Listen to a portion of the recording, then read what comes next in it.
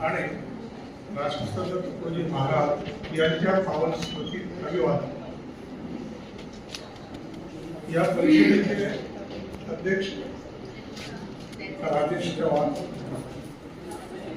या ठिकाणी उपस्थित असलेले सर्व मान्यवर,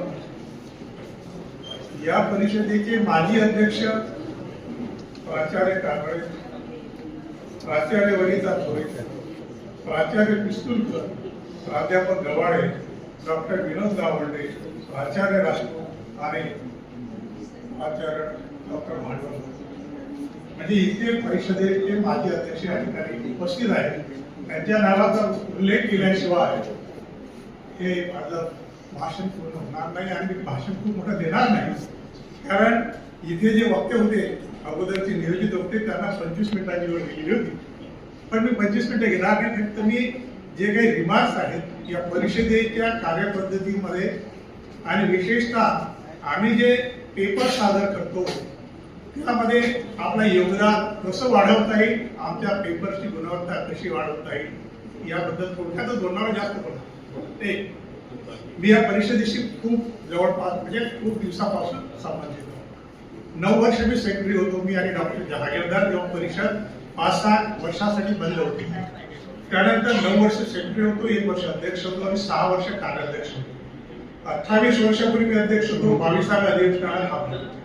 त्यानंतर मी 28 अधिवेशन म्हणजे 22व्या अधिवेशनाचा अध्यक्ष होतो आणि त्यानंतर 28 अधिवेशनाला मी उपस्थित होतो।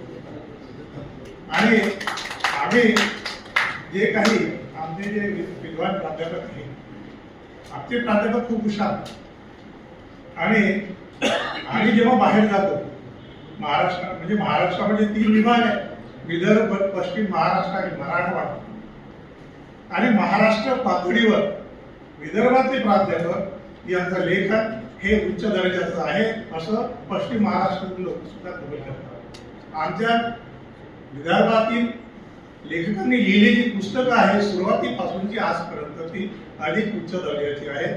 आमची भाषा ही ओघवती आहे आणि जे आम्ही शब्द वापरतो ते शब्द सुद्धा सर्वांना मान्य होतील असे। आता मी लेखकांना सगळ्या काय सूचना देईल पुढच्या वर्षीसाठी, आता आम्ही विषय घेतलेले आहे आणि आमचे पेपर कसे चांगले होतील। आता बरेचदा लोक काय करतात, पेपर लिहिताना 2014-15 पर्यंत आठवडे देतात आणि आपला पेपर त्याचा समाप्त, असंही नाही। आपण PhD वाले तसेच करतात। तर आज तुमचे काम, आता तुम्हाला जे पाहिजे 2 मिनिटं